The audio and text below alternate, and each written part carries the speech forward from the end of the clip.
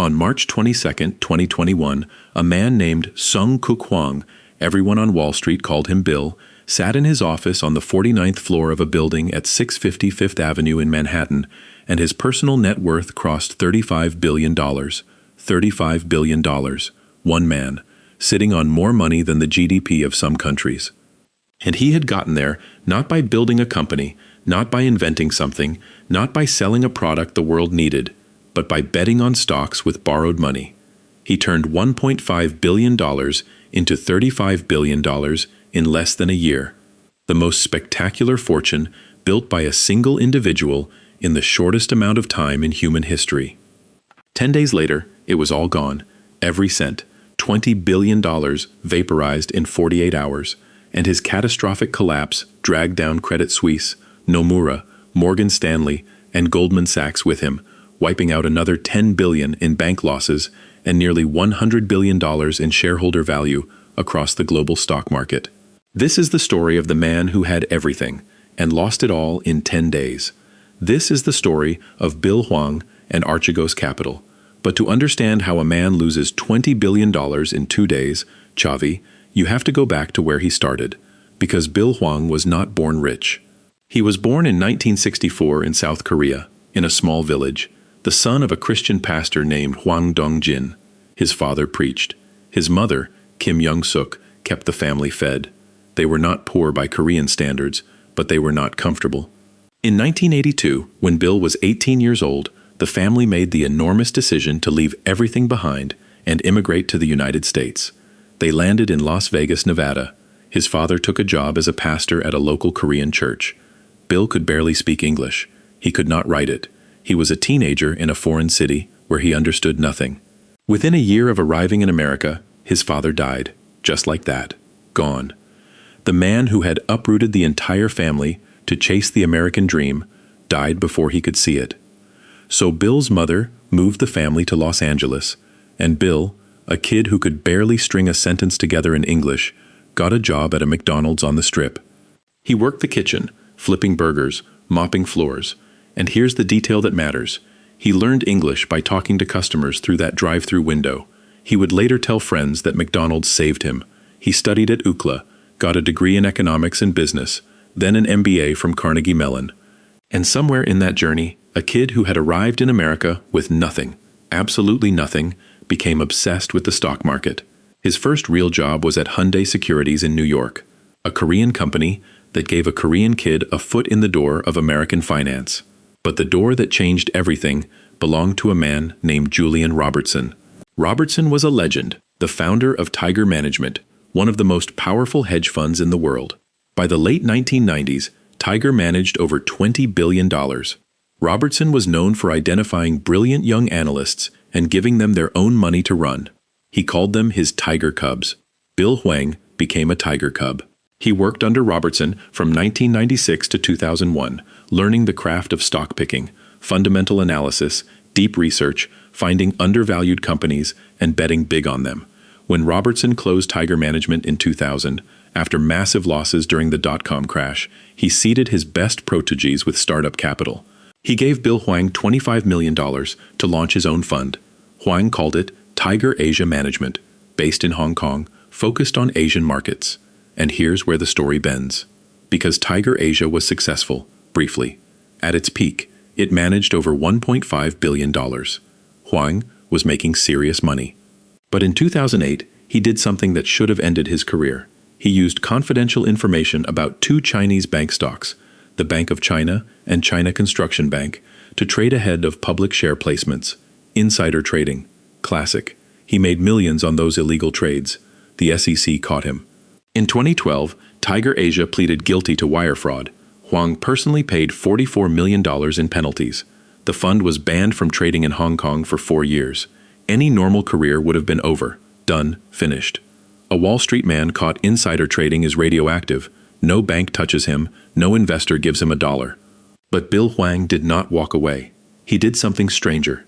He shut down Tiger Asia in 2012 and reopened as something called a family office. He named it Archegos, Greek for leader or prince. A family office is a private investment vehicle that manages one person's money. No outside investors, no regulatory oversight, no SEC filings, no public disclosure requirements, and critically, no limits. Hwang started Archegos in 2013 with roughly $1.5 billion of his own money, and for 7 years, almost nobody outside Wall Street had ever heard of him. Here's what you need to understand, guys. A normal hedge fund, even a big one, operates with leverage. Leverage just means borrowed money. You put in $100, a bank lends you $200, and now you control $300. If your stocks go up, you make 3 times the profit. If they go down, you lose 3 times as fast. Most hedge funds use maybe 2 or 3 times leverage. Bill Hwang was using something different, something far more dangerous.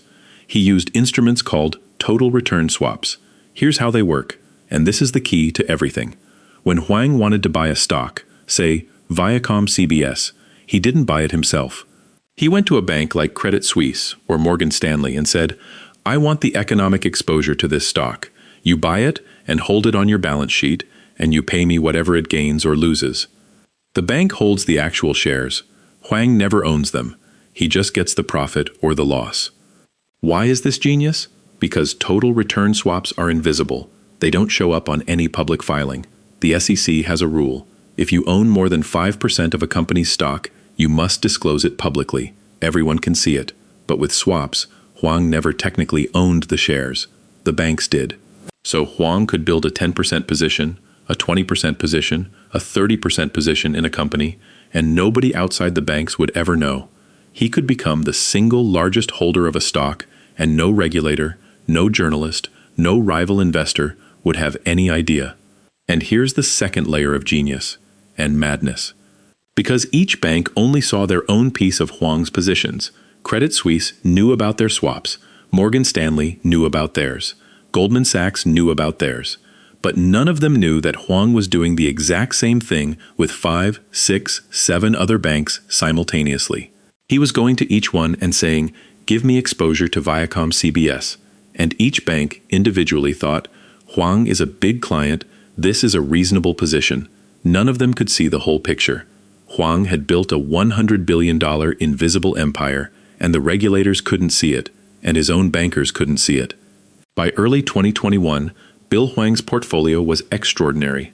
His largest single position was Viacom CBS, the media company that owns CBS, Paramount, MTV, Nickelodeon. He had built a position so massive that he effectively controlled the stock's price. When he bought, it went up. And when it went up, his portfolio grew. And when his portfolio grew, the banks let him borrow more. And when he borrowed more, he bought more Viacom CBS. And it went up again. This is a phenomenon called a short squeeze in reverse, a self-reinforcing feedback loop where your own buying pushes the price higher. Between January and March 2021, Viacom CBS stock went from around $40 to over $100 per share. Hwang was printing money. His net worth went from $1.5 billion to $10 billion to $20 billion to $30 billion to, on March 22, 2021, over $35 billion.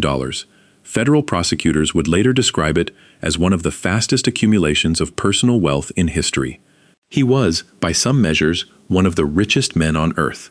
But here's the thing about leverage. It cuts both ways. When Viacom CBS was rising, Hwang was a genius.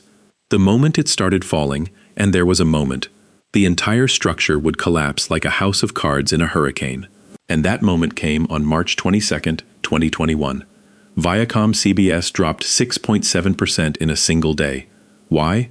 Because the company announced a $3 billion stock offering. They were selling new shares to raise money, which dilutes existing shareholders. The stock fell, and that tiny drop, 6.7%, was the match that lit the fire. Now, Hwang's positions were so leveraged that even a small drop triggered what's called a margin call. A margin call is when your bank says, your collateral is no longer enough to cover your borrowed position. Put up more cash, or we sell your assets. On March 23rd, Archegos still had $600 million of excess margin at Credit Suisse. They were fine. But by March 24, that $600 million was gone, wiped out by market movements. Viacom CBS dropped another 9% that day. And then the cascade began. The banks panicked. Goldman Sachs moved first. On the morning of Friday, March 26, Goldman sold $6.6 billion worth of Baidu, Tencent Music, and VipShop shares in a block trade, a massive, coordinated sale dumped onto the open market before anyone could react. Then they sold another $3.9 billion of Viacom CBS, Discovery, Farfetch, iQIYI, and GSX Techedu. Morgan Stanley had quietly dumped $5 billion the night before, Thursday evening, getting out before anyone knew what was happening. Goldman Sachs and Morgan Stanley, the two sharpest operators on Wall Street, saw the writing on the wall and they ran for the exits first. They saved themselves, but Credit Suisse, the 167-year-old Swiss banking giant, was slow. They hesitated. They tried to negotiate with Hwang. They held meetings. By the time Credit Suisse understood the scale of the disaster and began selling, the market was already collapsing. Every bank was dumping the same stocks at the same time: Viacom CBS, Discovery, Baidu, and there were no buyers. The prices cratered. Credit Suisse lost $5.5 billion in a single weekend, the largest loss in the bank's entire history. Nomura, the Japanese giant, lost $2.9 billion. Morgan Stanley lost nearly $1 billion despite selling early. By Monday, March 29th, Credit Suisse's stock was down 14%. The bank would never fully recover. Archegos was the beginning of the end for one of Europe's most storied financial institutions. And Bill Hwang, on March 22nd, his portfolio was worth $36.2 billion. On March 25th, it was worth $9.2 billion. By March 26th, it was effectively zero. He had gone from $35 billion to nothing in 4 trading days, the fastest destruction of wealth in the history of capitalism. His personal fortune, estimated at $20 billion just days earlier, was vaporized. He lost more money in 48 hours than most countries produce in a year. The aftermath was brutal. On April 27, 2022, federal agents arrested Bill Hwang at his home in New Jersey. He was charged with 11 criminal counts: racketeering conspiracy, securities fraud, wire fraud, market manipulation. The Department of Justice called Archegos an instrument of market manipulation and fraud. His own head trader, William Tomita, and his chief risk officer, Scott Becker, both pleaded guilty and testified against him. On November 20th, 2024, a federal judge in New York sentenced Bill Hwang to 18 years in federal prison. He stood before the court and said he had only $55 million left, once worth $35 billion. Now a millionaire claiming poverty.